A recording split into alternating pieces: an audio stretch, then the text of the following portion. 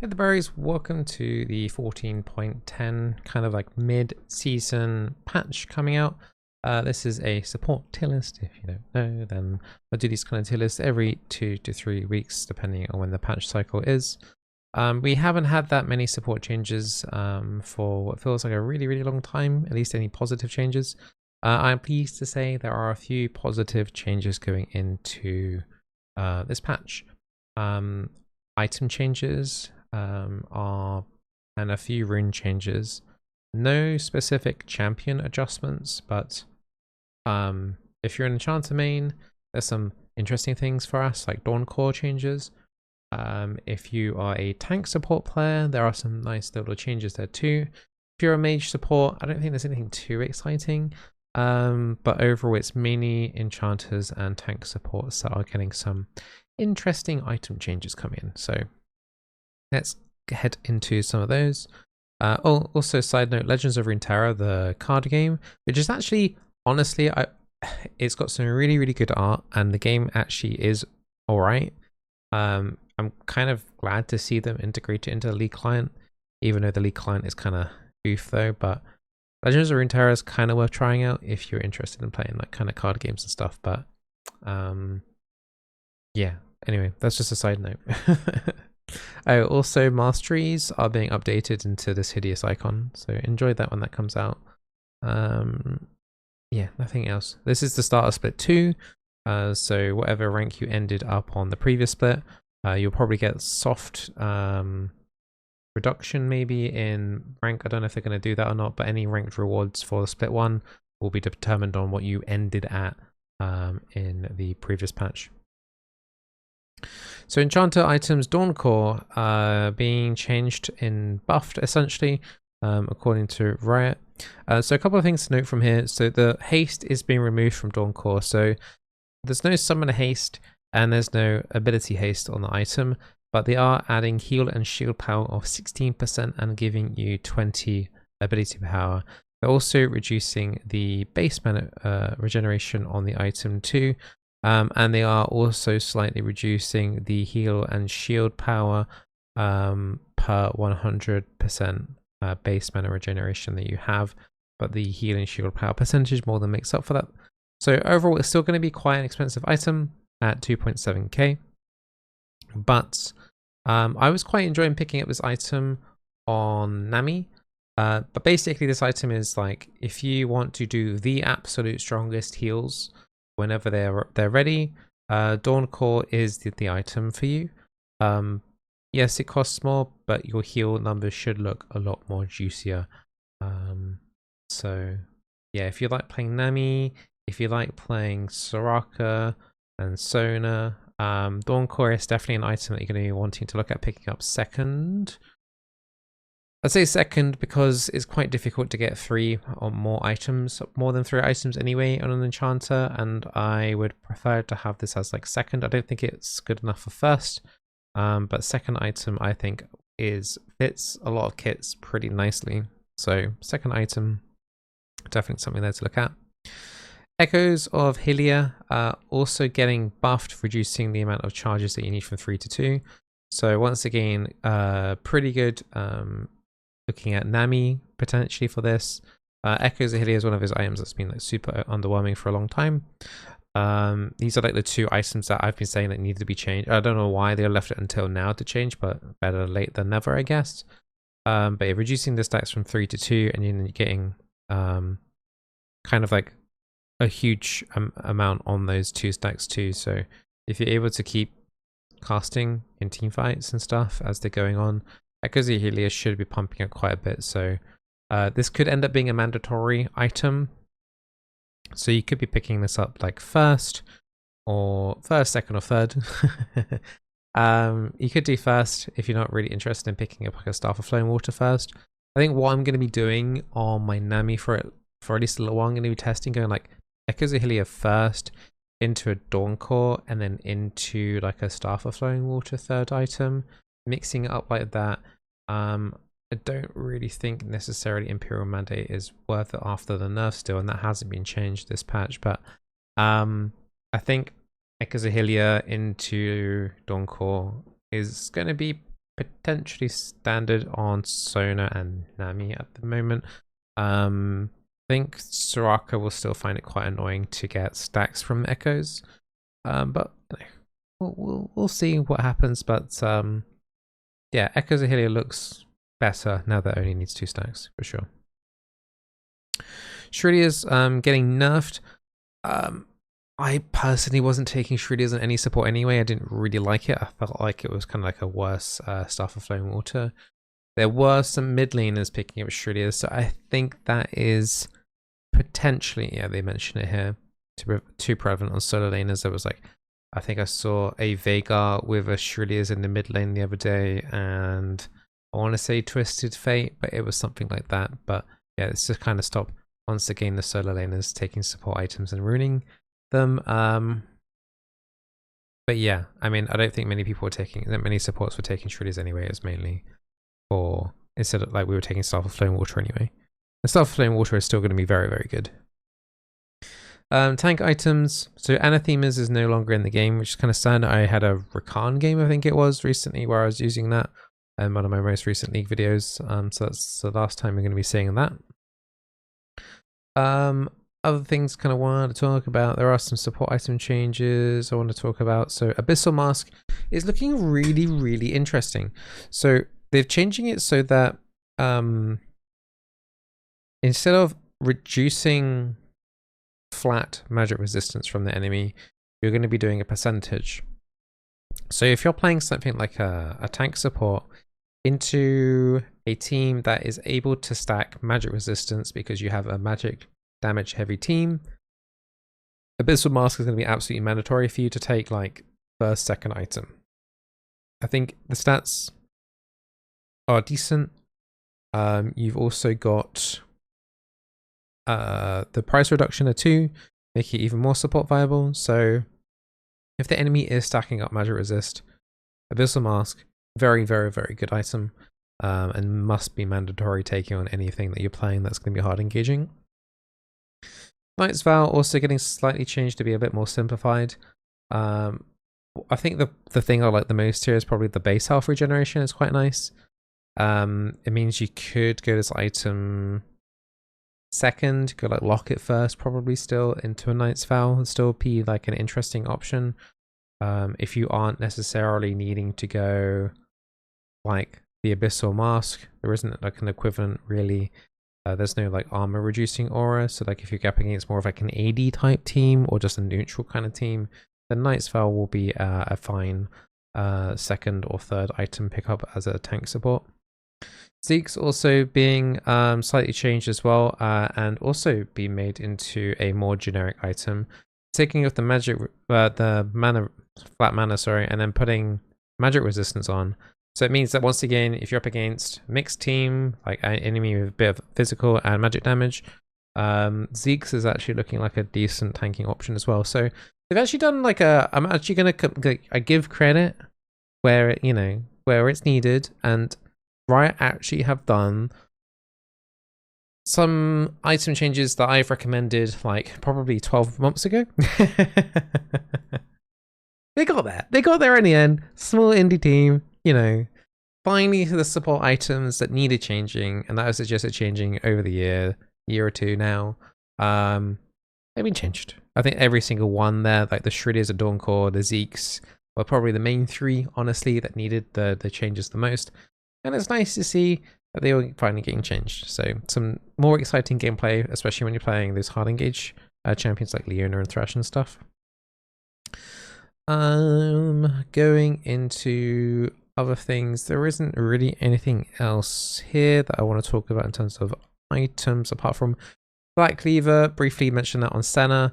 Senna Black Cleaver could be mandatory now because this is quite a good armor reduction per point, so going to be very good against tank armor heavy teams.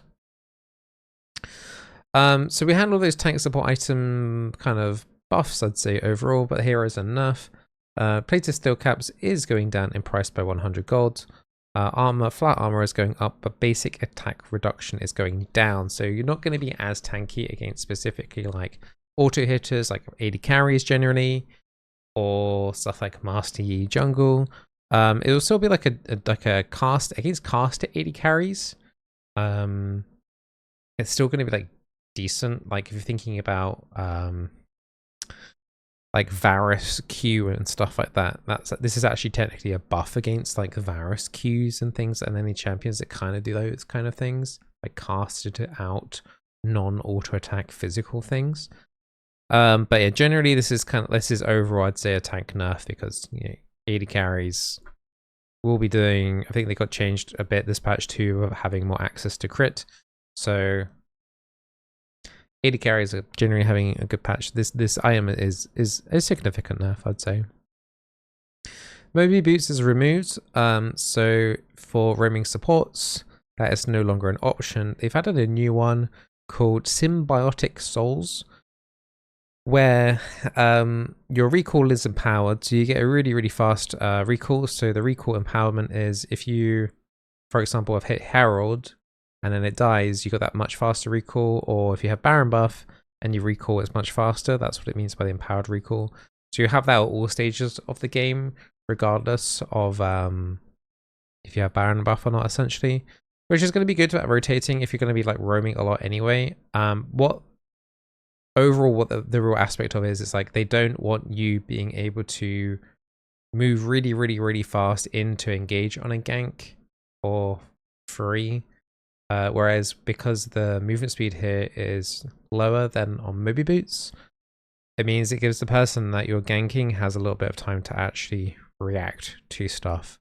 I don't think overall this will affect Bard, because Bard can generally tunnel into lane ganks a lot anyway, so like the Moby Boots at that point doesn't really make much difference. But yeah.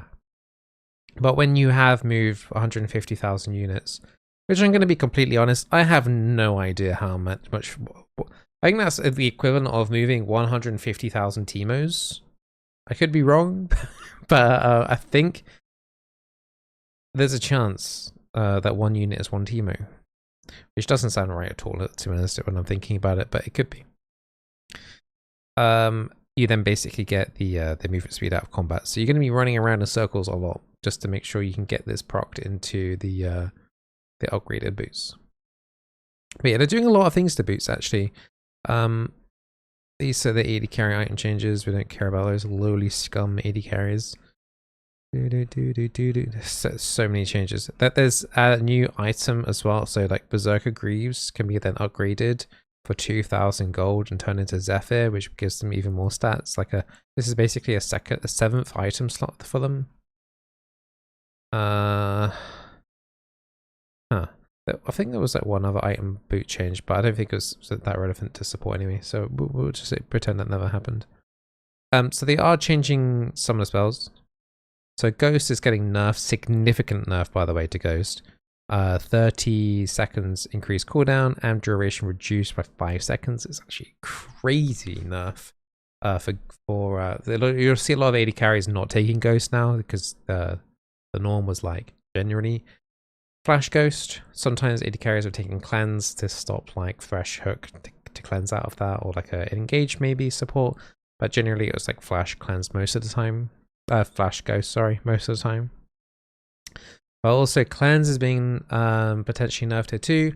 30 seconds increased cooldown on that too, but the tenacity is going up. So it's like if you are using the button, it's more of a get out of jail now than before, but on a little bit of a longer cooldown. So buff and nerf in one.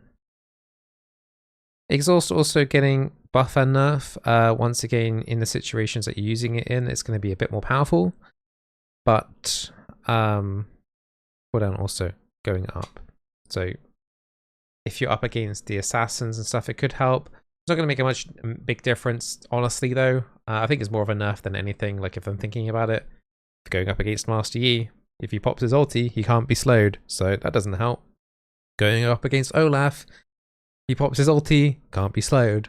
And then there's so many assassins anyway that have dashes and ways to get on. I don't think 10% is going to make that much of a difference, if I'm going to be completely honest. I think I'd rather actually have the cooldown reduction rather than the slow percentage. So yeah, a little bit of a nerf if you are taking Exhaust as a support. They are buffing barrier. Barrier duration going up from 2 to 2.5 seconds, and the barrier shield itself going up a little bit, so don't get caught out on that end lane. Could start seeing some AD carries taking barrier. I used to take barrier a few times on stuff like Senna if my AD carry was running heal. I think in some small situations you could maybe take this on something like Sona or Soraka if you already had an AD carry that was adamant about taking heal and not taking it off. So barrier could be a good way to counter some hard engaged supports like Leona, Thresh, Blitzcrank, those kind of champions. Heal's getting slightly buffed, just increased a little bit of range on the heal, not the actual heal itself, the heal number, but the range is going up slightly. So I remember actually there was a case last week where I wanted to heal someone, but they were just outside of range, so when I used it, I ended up healing somebody else, so that situation could have helped out. So it's nice that this is getting a little buff because the range is kind of small. I'm kind of surprised that they've actually looked at this. Such a weird number there too. 826 the champion edge range. Yeah, so that's nice and rounded out now to 900. We'll see how that goes, but that should be noticeable. Now going into rune changes, Predator's being removed. Just trying to think. Is there anything else here really? Relentless Hunter is being nerfed, so you're probably not going to be taking that on roaming anymore. They're taking a decent chunk of roaming nerfs in the early game again. There are some rune changes that I do want to talk about. I think this Font of Life is like the only one. So on something like Nami here, for example, I was taking, instead of Inspiration Secondaries, I was taking Revitalize. Now, in the Revitalize tree, the only other really option you have with that is Bone Plating. Now, if you're up against another Enchanter, Bone Plating doesn't really do a huge amount. So Font of Life is kind of cool in a way. Like if I'm playing Nami now, for example, slowing or mobilizing an enemy champion heals you and a nearby ally with the least health for 10 to 50 health. 20-second cooldown. So you get healed yourself, your ally gets healed. So for example, if I use my E on Nami, or if I bubble someone, I'm going to get a tiny heal. My AD carry is going to get a tiny heal. That should also work with healing shield power, so you're getting some extra little tiny extra numbers on top of that too.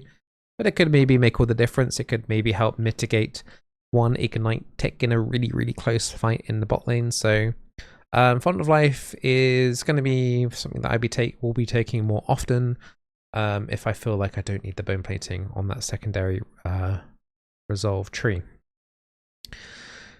Now, if you don't care so much for the healing, there is some inspiration tree stuff that you might want to look at. There's a couple of new runes. So you've got Hextech Flash on row 1, Magical Footwear, which is basically the free boots after a set amount of time, and then you've got a new rune here now called Cashback. So Cashback is you get 6% gold back on a purchase of a legendary item. So that's everything fully completed apart from boots. So as a support, you could end up clawing back a little bit of gold here and there. After buying a few items, you're talking about like 600 gold potentially. Just trying to think. So 10%. So is like what off an item generally is for a support is 230 gold. That's just half that roughly. So that's what 165. Add a little bit on top. Let's just say 175 gold per item. So you after buying like a couple of items, you're getting like what? Let's just say like 375 goldish, right? It's okay. I think I would still rather have the secondary tree in a lot of cases before the Revitalize, because I think Revitalize is worth a lot. So I think just the stats from Revitalize alone generally outweigh this anyway. I think it's more for like if you are buying expensive items, like if you're a solo laner, you're going to be getting more percentage back from that. So that ends up being much more in value, if that makes sense. So as a support, I wouldn't generally recommend this. You could maybe make an argument for AP supports, maybe looking into that because the items are generally more expensive. But I think for Enchanter and Tank, I don't really think there's any point going cashback as cool as it looks and all, and with a cute Poro. I don't think you should be tempted by that. Also, there's a new inspiration rune called Jack of all Trades. I'm sure it's only called what it says, Jack of all Trades, Jack of all Trades. I'm sure it's just called Jack of all Trades. I think that's a typo. But each unique stat on items you have purchased gains a stacking bonus. So every unique stat. So if you have like armor, magic resist on an item, and then like another item that has mana regeneration, ability power, attack damage, all of those, each of those unique instances of stuff equals a stat. I was thinking like on an Enchanter, you're not really going to get up there. As a tank, it's you're more likely to get close towards 10 stacks, but honestly for most of the supports that I could think of, really, I think you really kind of need to be utilizing, like, you need a tanky item and then like a damaging item with it. So I think it'll probably benefit like bruisers more than anything. I don't really think there's any supports that could benefit hitting that 10 stacks. It's like armor, magic resist, you've got mana regeneration, you could end up having some health regeneration, ability power, I don't know. I'm running out of ideas off that, honestly. Hitting 10 stacks I think it's going to be really difficult anyway. So, and for the bonus of having 25 ability adaptive force on top, I don't know. It seems a little bit reaching. It seems like a fun, like, gimmicky thing, but I don't know. It seems like super niche. I don't know. They say like there's some really powerful things you can do with this rune, but they're not telling you. So I'm sure the theory crafters will come up with something, but I'm highly doubting anything from support will become useful there. You would have to do something like really weird, like you would have to do something literally like an Enchanter, and then buys a tank item like Knight's Vow, so then you got some health regeneration there, some armor. It would be a mess to get there for sure, but you could maybe make it work. I feel like you would need to like be able to utilize like attack speed and attack damage. Yeah, maybe like stuff like the Kale or something like that that can get like the attack speed, the attack damage, the ability power, and some whatever. It's whatever. Anyway, got kind of stunned there. Yeah, there's nothing really else there to add. So as you can see, it's like it's a good patch, I think. It seems like a good patch in terms of like runes and item changes across the board, not just for supports. There are changes to everyone else as well. In my actual tier list itself, I know some people probably skip to this point of like, oh my god, Bizzleberry, just tell me what to play. Well, I'm going to tell you what to play. Just play the same champions as you were last patch. I don't honestly feel like much is actually going to be changing in power level. I think the items and runes that you're going to be taking are going to be slightly adjusted, but I think the power of the champions are still going to be like this. I feel like with Dawn Core and 80 carries looking potentially better, like the later scaling 80 carries, they're going to want an Enchanter with them.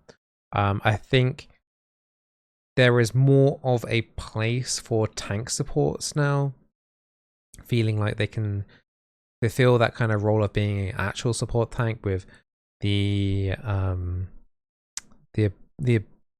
magic resist aura reduction now being percentage wise is going to feel in theory quite nice. I would love to see some sort of like armor equivalent to that as a support. I don't know what that would be. I'd be interested to see like a mage support item that does like an armor reduction burn kind of thing, like similar to like Black Cleaver or something. I think that would be pretty cool, because then it'd be like, well, they're not benefiting themselves from the damage because they're magic damage, do you know what I mean? But like they're reducing enemies' armor just to kind of facilitate that, for the fact like, you know, they are like the only magic damage on the team, so they can kind of like help their team out that way. I think that'd be kind of cool. I think that there is a place for an item like that for a mage support, and that can kind of fulfill like that kind of like armor melting fantasy, I think. But yeah, I think overall the power of the champions are generally going to be roughly the same. There might be one or two champions that might randomly pop up with some weird interactions with the runes or something, but I'm not expecting a massive change going into this patch, but it should feel like a lick of paint. You know, like if you have like moldy bathroom walls and instead of like cleaning the mold off the walls, you're just painting over it. I think that's what we're doing right now. The walls got moldy. Instead of cleaning it, we're just paint over it. The mold's still there, but we can't see it, so we can enjoy the bathroom a little bit more. The bathroom being the League of Legends game. I hope that analogy kind of works, because